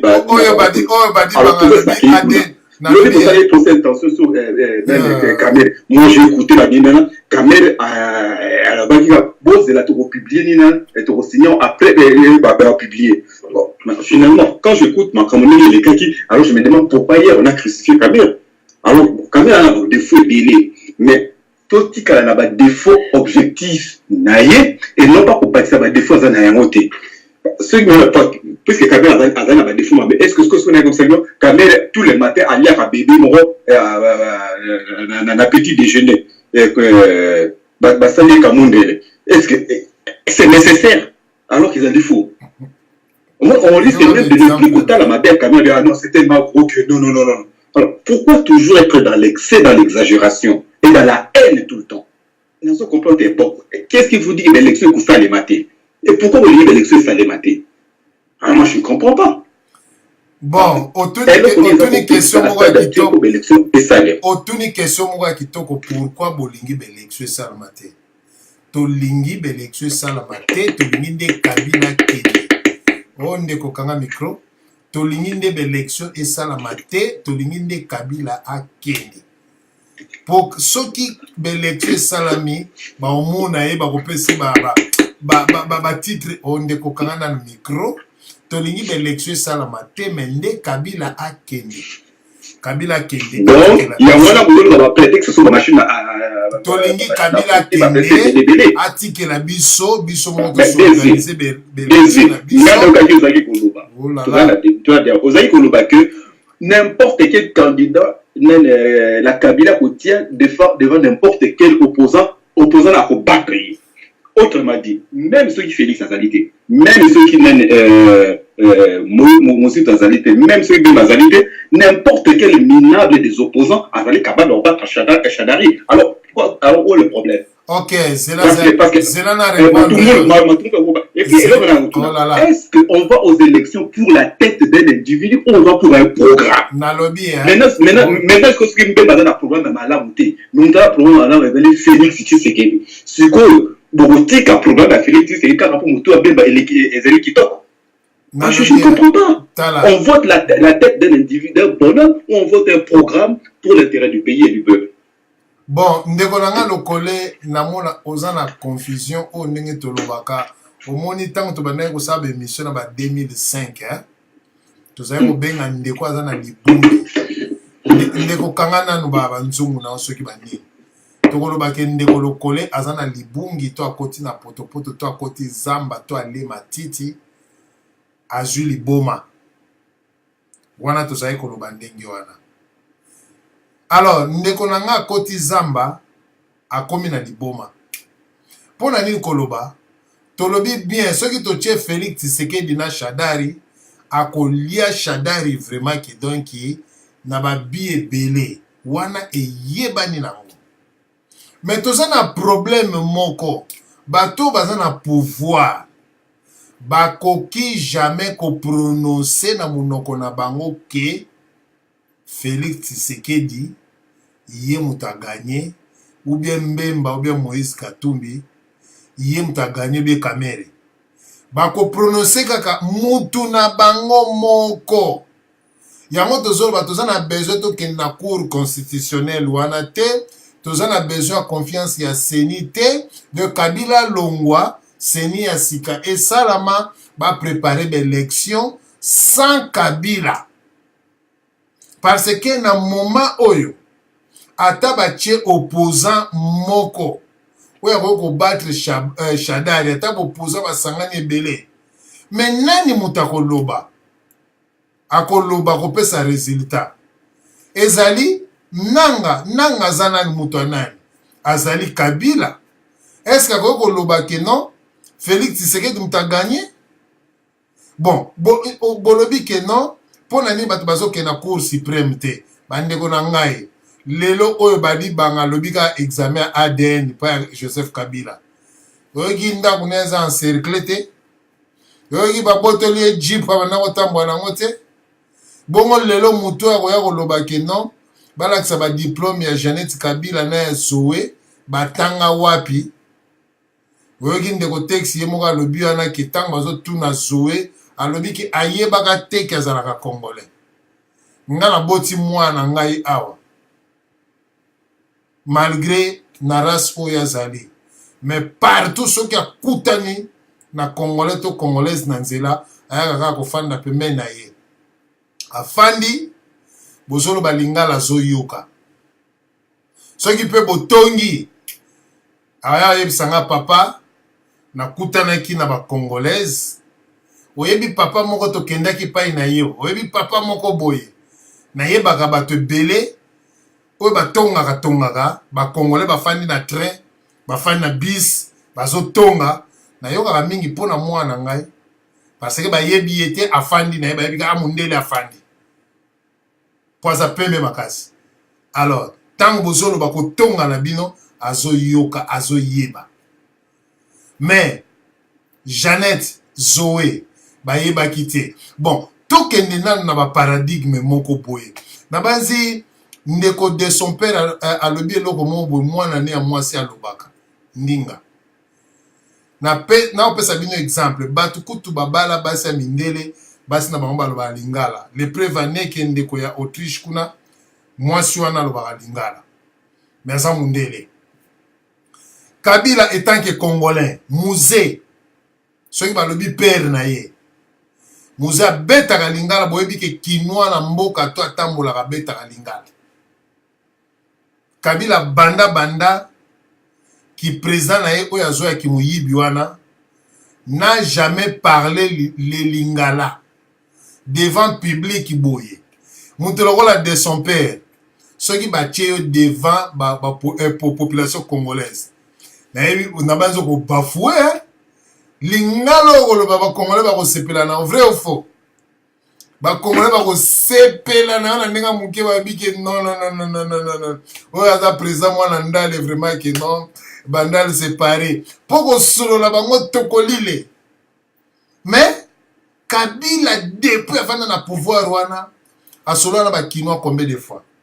Un congolais. Pour congolais to botami à l'étranger. Ceux qui perdent dans un congolais, mère dans un congolaise. En tout cas, il faut y aller. Au moins, que tu t'aimes sur banon, sur babotam, na poto peut-être. Mais botam na pays Afrique. Père azolo balingala, mère azolo balingala. Oyebi ko solo na ba kinois te. Kabila ko solo na ba kinois boya solo na ba au pese la vraiment. Waya. Donc doute malamoko. Mais so o che texte solo na ba na mai ba kinois. Aro beta vraiment. Lingala vraiment beti lingala so pe ki konga l'état beti. Nga so ye nanga ke no solo na bana mai ba kinwa ke DCV oza candidat. Na ko beta na ki lingala ki toko. L'air na kota mwa chabola mwa muke na koti vraiment ke non Congo balo. Hein? So ki pe na koti Congo balo na koti oya bana basi vraiment balobaka. Wana to ala ki tango tozo ko na petite sœur na nga ya mwasi. Aho so na ba camarade ne. Si fion il bibi nini yo iziki siki ningi yo de la makasi côté na mona beta lisusu ba comprendre te que non président vraiment que ayebi ko solo la pona ko beta ngo soki mwana mwasi ayebi ke tobeta ndenge bana basi basolola lingala au Congo balo na kobeta yango libandeti na suka yango lelo omoni ke bapeti na biso de London babunguli yango lisusu na ndenge mosusu lisusu komi mwa misiki lisusu babunguli yango tellement biso totika baafrike ya trop kala trop de Londres babunguli lisusu lingala yango soki azopesela aire mo ozocomprendre te mais ntango biso tobanda kopesela bango balala ye bapeti nayebi mpe te age na ye bon amonana lokola jeune lokola mwana moke nayebaka age na kopesa te voilà. D'autre part kinois kosolola est ce que Joseph Kabila solola na bakinois po so totie Jean-Pierre Mbemba kosolola kitoko Félix Tshisekedi bofinga ye bofinga ete akosolola pepele Fredi Matungulu Martin Fayulu Gabriel Moki derrière kuta biso tala kosaka na nga te soko nga kuta kosimba na nzoto to bagare awa.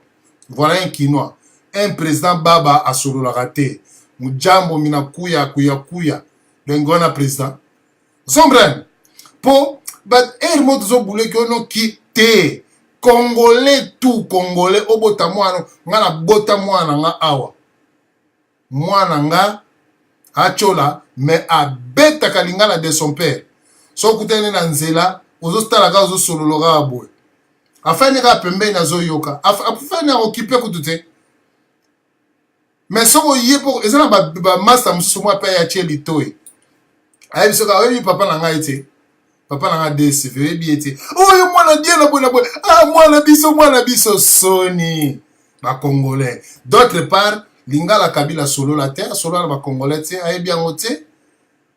Alors ndeko lokole ko défendre ka ba biloko ko défendre te po sepelisa kaka mbanga na peut-être ça mokusa bo tshaka ba bombo na kati o sepelisa maka Congo eza na ngo blague te eza maka auto zolo bateke lelo to ko ke na cour constitutionnelle wana jamais ba ko pesa opposition raison jamais ko ke no funda Zoé Kabila na cour constitutionnelle bien na seni wana ba pesi ba ko der ko to zo kende kaka boy bazui ba bengi ye ke chef Zoye beta e fimbo ba beti o fimbo kangi obungi lelo oto so benga ke non badi bangazaki premier ministre tango ba invalidé ya komi ke to sala examen ya ADN mais tango ba tchaki premier ministre fala lo ba ke non yo chinga premier ministre oza congolais to za congolais te ozombran Moïse Katumbe il est rabana ko ba je ne trahirai jamais Joseph Kabila so ba tuni na ba interview na yeke non azo sala bien mais lelo ler ba beti musute kishondo akomi nga na botama awa mutono na nga awa ba misusu tango ba yaki botuna bango bazalaki wapi nga ba camarade to tanga na bango mais tango bandaki kokumisa ye oyebaki te muto azaki na ba camarade te awa akola awa te ezali ndenge moko na Francis Kalombo. Combien de débats tout ça na Francis Kalombo na radio du solo aza koloba ke Joseph Kabila za congolais ba fichier ezali se bokoti na radio du solo na YouTube nango bokomika radio du solo Francis Kalombo DSV bokomona ngo na YouTube aza ogangi na biso na diaspora bino kuna boya bozo bunda 800 km na 800 km bozo bunda bokita sur le terrain Joseph Kabila za congolais aza boye na boye azoloba yango mais lelo lokola 18 chaku libanga 18 mais lelo komi koloba mais siko motune ezali pona nini congolais soki komi na tour na ye ezuye andimi vérité lokola biso bato epe tozala na biso bamalanda nkovi so malanda ngombe tokombe azoloba ba vérité tobosani muto apesa biso mato le Francis Kalombo banaya koleka na ba radio awa bande comme ça bakoma na posa balela po makambo banalo bapona Joseph Kabila azo kumisa ye bato ba posa balela bato bazo finga nga DSV zo lekise pona nini DSV mais lelo bato bakomi Francis Kalombo alobi bien Francis alobi bien vraiment et ça comment te texte alobi bien oh là là congolais mémoire courte Dimitri voilà. Donc il n'est pas un déco texte, n'est pas un déco de son père. Zoke malé mais poto kangabisaka. Texte sont malé de son père.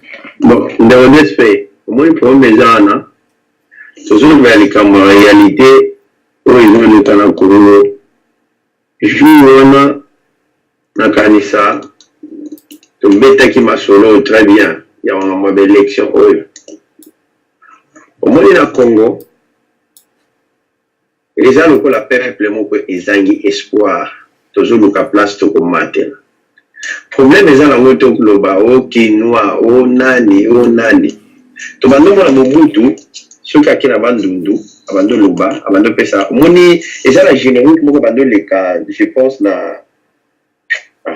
Quoi, RTNC. Bon, c'est là Mobutu, ils ont souligné. La voix d'Isaïe. Avant l'information, au monde, il y a langue, tout, générique, moko, au monde, Mobutu, à lobby, par exemple, na Chiluba, à lobby, na Chouaïli, à lobby, na Kikongo, à lobby, Bazoula, Kisaïe. Bon, pour vous dire que Kabila s'en fout de tout, Kabila, et le besoin concerné, Kaka, aux hommes, à fin d'un bout d'existence, plus que c'est la capitale. Pas des on s'en fout, il y avait l'élection, dans le vérité, comme le collage au Lobake, la tête, vous voulez la tête d'une personne. Je pense que ceux qui Bemba, Azalaki na moto ya mboka, mabe alinga kosala, eza ya kolenga Kabila te. Po, omoni ceux qui osali mabe ozala ba camarade osakana na bango, mais moi kozonga, ataka moi lipoko bwaka. Ceux qui Félix azalaki na moto ya mboka, akosala mabe oyo Kabila asali te. Ceux qui Fayulu, Matungulu, bango nyonso wana ba mosusu, même oyo tozolo ba monka ba de valider te pasteur wana escroc wana te abeta la chèque qui na élection. Gabriel. Vous allez voir que Kabila est déconnecté de toute réalité. Donc, il n'est pas dans le sens, dans le sens de nationalité que Otero a botami na Congo, Aza Congolais ou pas. Aza déconnecté de la réalité à ma Congolais.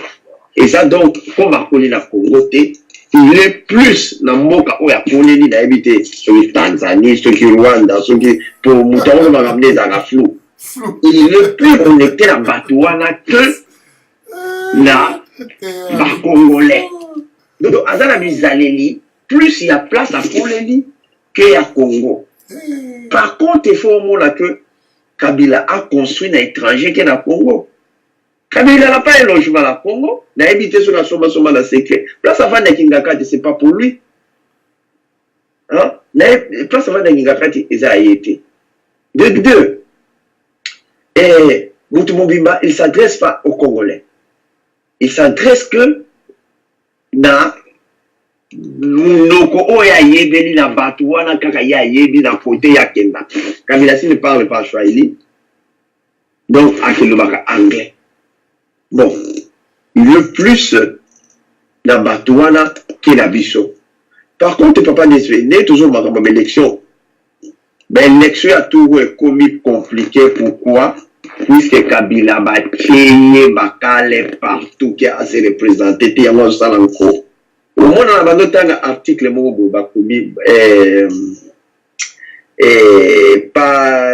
pas l'unique, c'est quoi?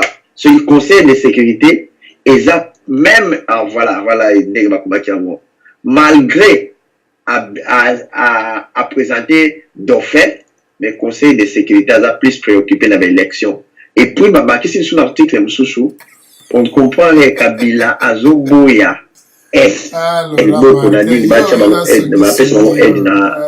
Na élection, mais à jouer que c'était aide humanitaire. C'est pour cela que je crois dans l'élection en été. Et comme un moyen, il y a pour briller ma carte. Il y a un moment que ces gens aussi qui ont trahi, même à Mouzito Wana, même à tout ça, pourquoi ils ont la colère à Batumbi, même à Zakari, on a même validé, Batumbi, Mazou qui parle de quoi, pour que ceux qui ont dîné la diable, il faut s'attendre à tout cela. On s'en fout de tout. Si Kabila rendait la vie des Congolais paisible, il s'en occupé dans la camionette. Peut-être que c'est 100 ans tout mouton, mais tous ces gens qui chantent Kabila, Kabila, Kabila, Kabila. Pourquoi? Puisque apesaka bango mbongo. Vous croyez que ça que bato wana apesaka bila mbongo bato wana bakolanda kabila? Jamais. Ah mais non, on s'en fout de tout cela. Ce que nous voulons, c'est la paix. Ce que nous voulons, bato va vivre bien. C'est pas tout le temps que Moutou atangi na Congo, assisi na Congo, ça les a été. L'unique Moussala au Moutou na Congo, pour prétendre, aux la Moutou, asali coupe couture, en zone cas, dans l'université qui est en sciences politiques. Oui, pour les offres il suffit d'être de la majorité présidentielle. Dans un pays où la majorité a avocat, ceux qui n'ont pas juriste, pour baser un titre académique, ils sont cotisés à la WAP. Bref, papa déçu, ce que nous voulons d'abord, pour nous connaître répondre bien, c'est la tête de Kabila. Ceux qui ont eu tout à l'écatania, Batouana Moussoussou, tu as temps pour la Roubega la Bawote. Mokola Sélite Etienne Tshisekedi la bando gagné. Et malobi ki Etienne Tshisekedi men.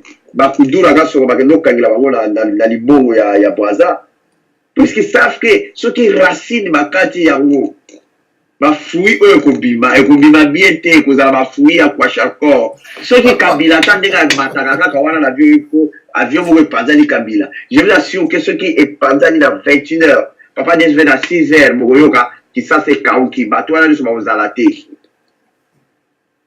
Rappelez-vous, Mosé Alobakike, Barwande Bazonge par la Bango.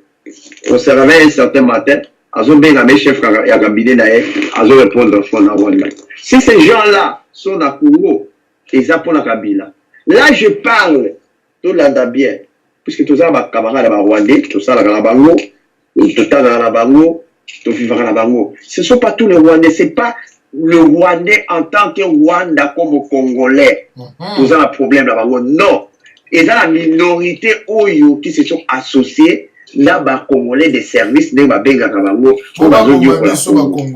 si ces gens-là, même quand le Rwanda restera et Rwanda, vous allez voisin, il y a Congo du Bosso. Je ne parle pas en tant que Rwanda nation, mais puisqu'il y a des Rwandais aussi qui souffrent. Il y a des Rwandais aussi qui sont en exil. Je parle de cette minorité-là où il va régner au détriment des autres. Où il y a un modèle pour la réunion.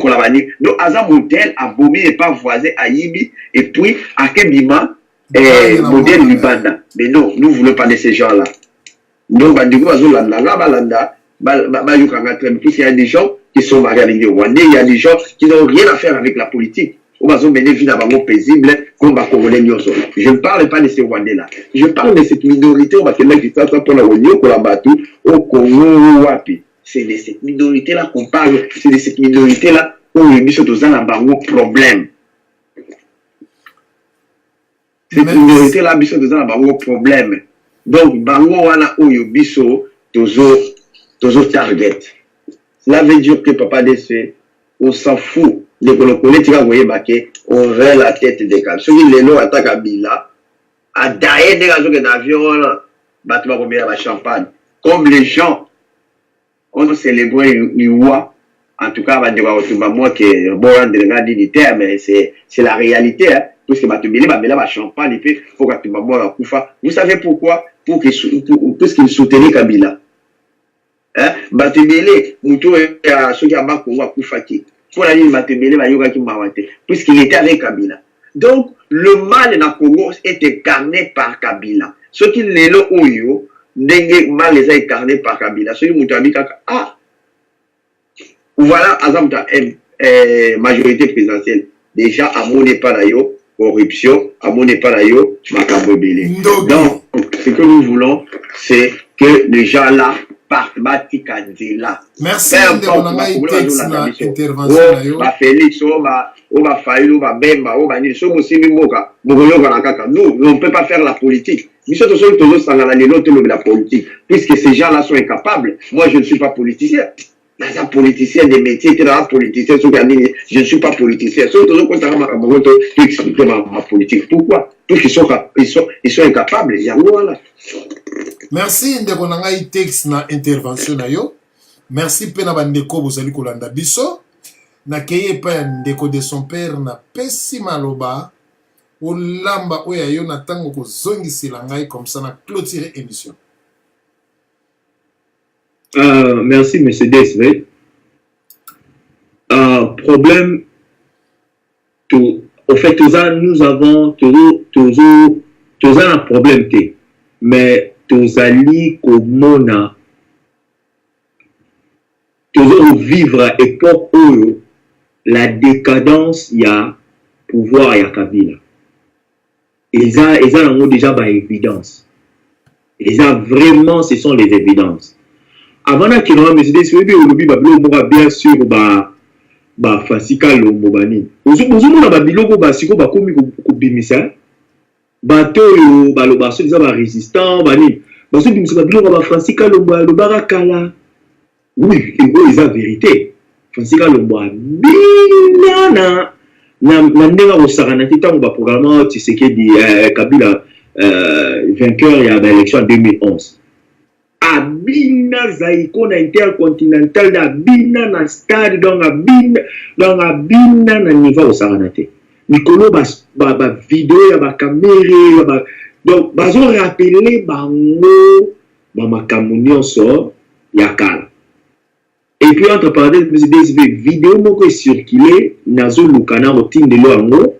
vidéo wana bazo lakisa mouvement ya combat ndenge banenge na demi donc bazo l'accepter mais bazo lakisa ndenge bato ba telemaki na Belgique ba tidia ba telemelaka na Belgique entrée ya Kabila na Congo donc et ça la mouvement et créera mouvement ya résistance et c'est le mot exploitant pour nous lakisa sous bato que la résistance des bandas sur les pères la résistance des bandas et sika et on est le baraté on les a entre parenthèses que là qui est dans sujet na biso bon monsieur DSV on ça va congolais toujours sur la honte va congolais de la même façon pression yaki pour na Kabila se représenter na troisième de la même façon pression ibandi elingi gobanda porte ya pression ibandi déjà après réunion à conseil de sécurité forte ya pression ibandi et au quoi na sini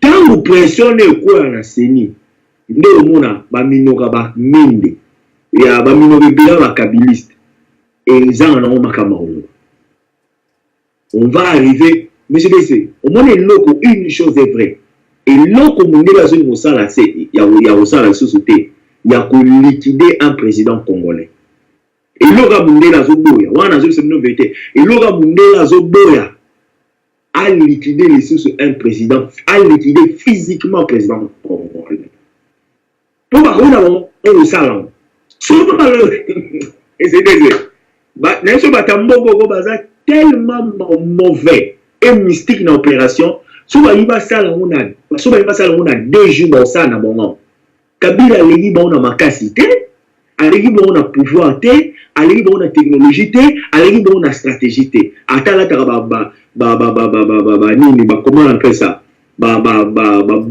tribal na yona minene on a leto le vimba réseau et vimiti ko ma peka ba tribal la ta soit lui va quoi il s'est en 2 jours, en 1 jour, en 45 minutes, en 30 minutes. Bon, quoi ça n'a pas envoyé.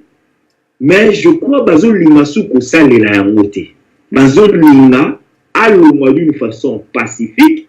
Puis à la tête, bon, malgré le président congolais, Bazo Lima d'une façon pacifique. Sera le d'une façon pacifique. Mais c'est DSV. Soit Kabila s'est retrouvé dans CPIT.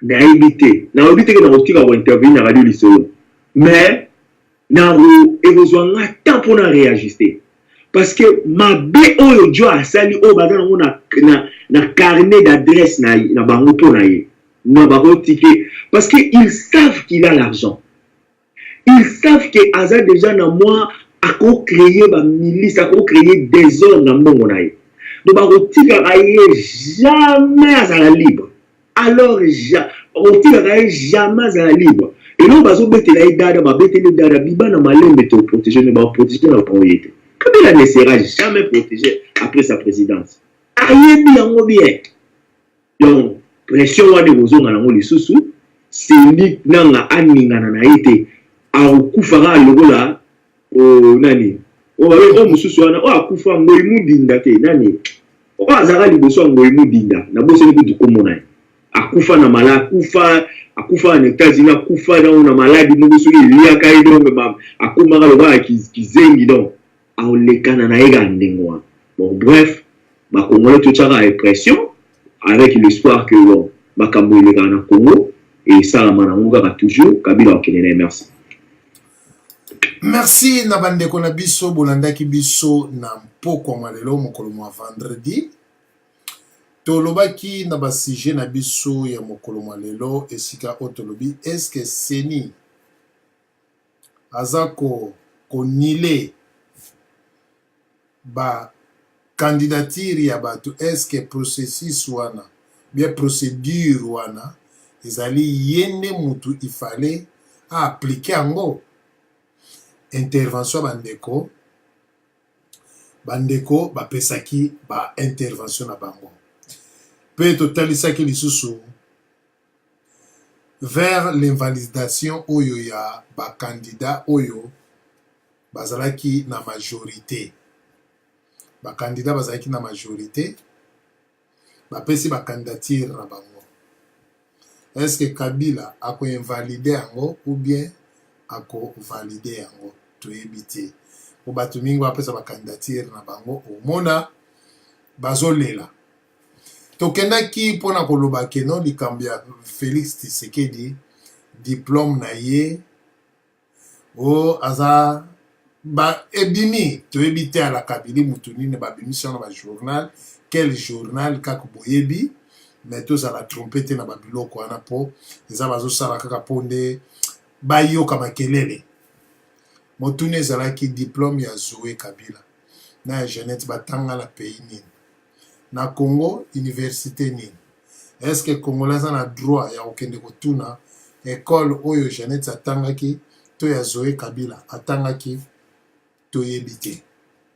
Ezaka bango lelo oyo yo Sami Badi Bangalobi examen ya ADN Jeep babotoli ba encercler palin yango tozali koloba ke non tango baninga bazali kolela bino bozali kosepela mais tango ekomi tour na bino bokomi bato ebele bakomisaki Kabila mais na tango oyo tozalaki koloba bango bazalaki ba grand défenseur. Mais lelo lokola balongwe balingi balakisa biso ke bango bayebi Kabila koleka ou bien bayebi résistance koleka ou bien bayebi politique koleka bakomi koloba voilà kaka makambo biso to bandai koloba bango bakomi ko betela ngona ndenge mususu ba Congolais o pe bazangi mayele bazolanda bango baza ko apprécier bango. Moïse Katumbi a dit jamais je ne trahirai jamais le président Joseph Kabila. Batounie Motuna, oh, il travaille très bien. Alongwe a commis lelo oyo kiono, ngana botamawa, nazana ba camarade nanga, botuna président nazali a camarade nenani, akola wapi, aya ndenge nini. Metango badaye koloba, ndenge moko. Francis Kalombo, tozala kine a défendre Kabila. Koswa inception na kati na diaspora a. Bozo bunda musika na 8000 km.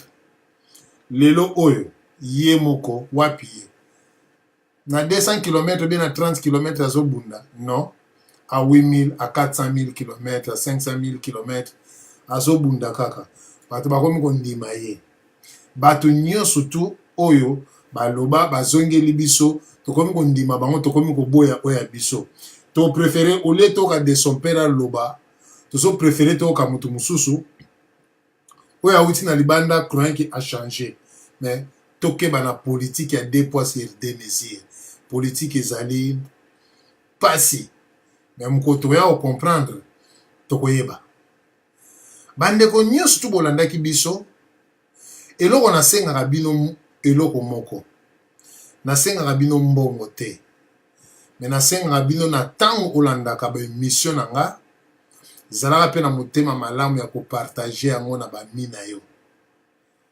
po naza vraiment na bami kaka oyo bino bozana bango pete naza na bami bino pe bozana ba ami na bino eza pe malamu bandeko bolandaka ba émission oyo bozalaka pe na motema malamu ya kopartage l'émission oyo pe ya koinvitaka bandeko na bino oyo bayebi radio lisolo te baka ko rejoindre biso po na ba débat ozo chatie na ndeko na Facebook soko mona za makasi na débat oyebise que moi je t'invite à la radio lisolo kende ko participer ndeko de son père a koyamba yo ndeko texte koyamba yo ndeko lokola koyamba yo c'est ça esika oyo tokokolisa maele na biso na pesi mbote na nga na de son père Loma Barbe Butu Elamu mbote na ndeko na nga texte pe mbote na nga na ndeko lokole pe mbote na bandeko nyonso tu oyo bolandaki biso na tango oyo bozwaki mwa batana na bino po na kolanda biso tokomi na suka ya émission na biso vendredi week-end ebandi ba oyo basepelaka bakende komela ebandi oyo mpe asepeli afanda na ndako afanda mela mwa kopo na ndako na mama na bana osepelisa ezalaki toujours ya bino mwana mama DSV Diana sur le foot de vous faire telle monte toujours na kati ya bato nde natiki bino tokuta lisusu bobo mesenu comme d'habitude mokolo mwalobi bye bye.